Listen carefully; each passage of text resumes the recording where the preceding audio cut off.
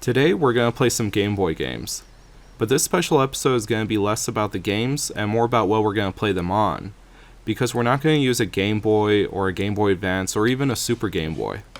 We're going to play these on the GB Boy, the Game Boy Boy, if you will. That's something that always bothered me ever since I found the GB Boy. You know how some people, myself included, say ATM machine, but if you break it down, what you're really saying is automated teller machine.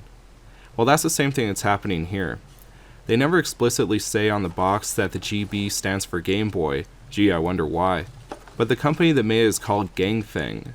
So in my mind, they could just as easily have called it the GF Boy. So expecting customers to interpret the GB as an abbreviation for Game Boy had to be intentional. Back to the device though. It's obvious this is a Game Boy Pocket clone. The only thing it plays is Game Boy cards. But I had actually been on the lookout for something like this for a very long time. Everyone knows that there were clones for just about every 8 and 16-bit console there ever was.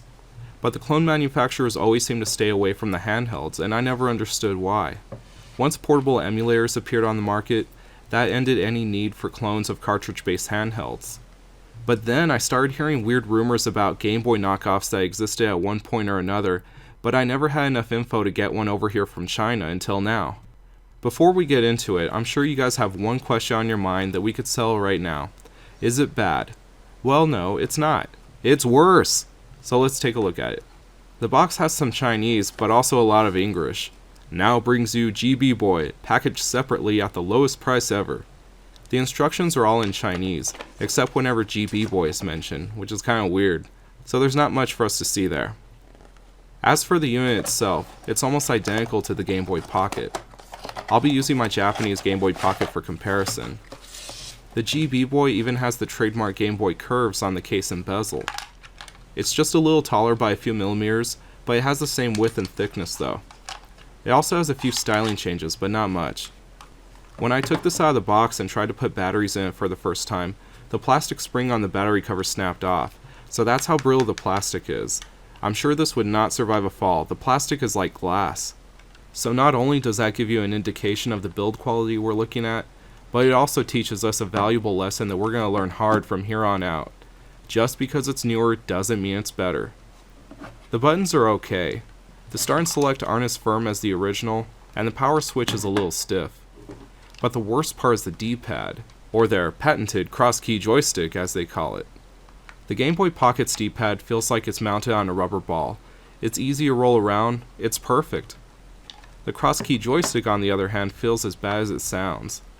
It feels very bumpy, like you're using it to stir a bag of marbles. Now let's play something.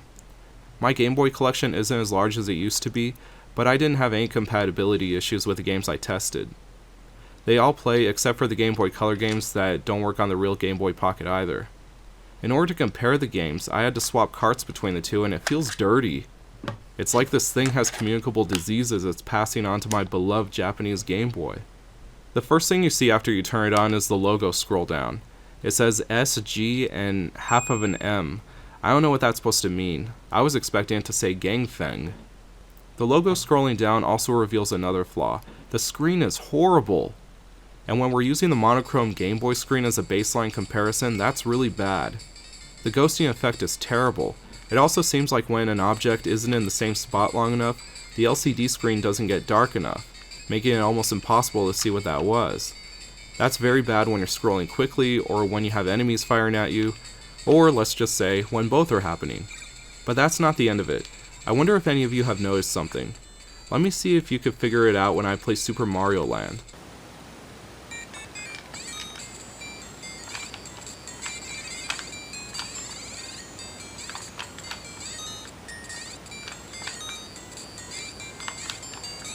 Can you tell? The game's running too fast. At first I thought I was just imagining it, but then I timed the intro theme to DuckTales. On the authentic hardware, it takes 50 seconds to complete.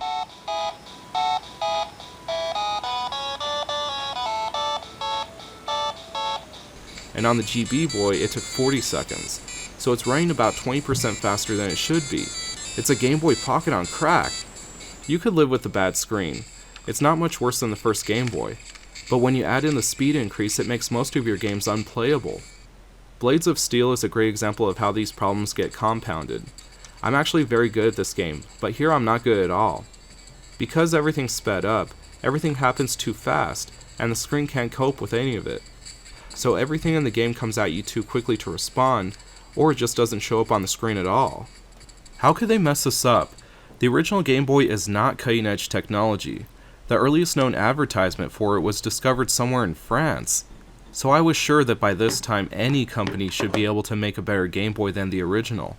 Now that I think about it though, the idea behind remanufacturing the Game Boy Pocket seems a little strange. The Game Boy series was always limited by how far along portable technology had come each time they released a new version.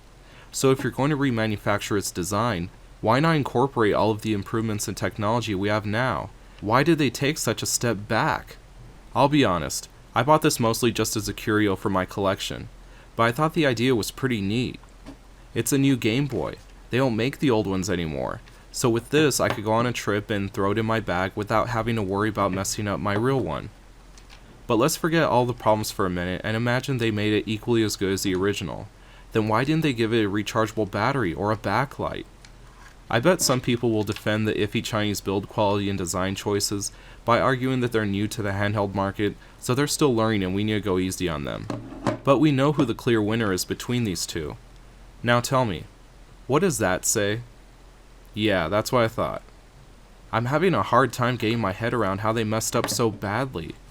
In the future, this is going to confuse archaeologists, because they're going to find these and claim that this was the inferior earlier version of the Game Boy. Again, just because it's newer doesn't mean it's better. Well, that's all the time we have for today.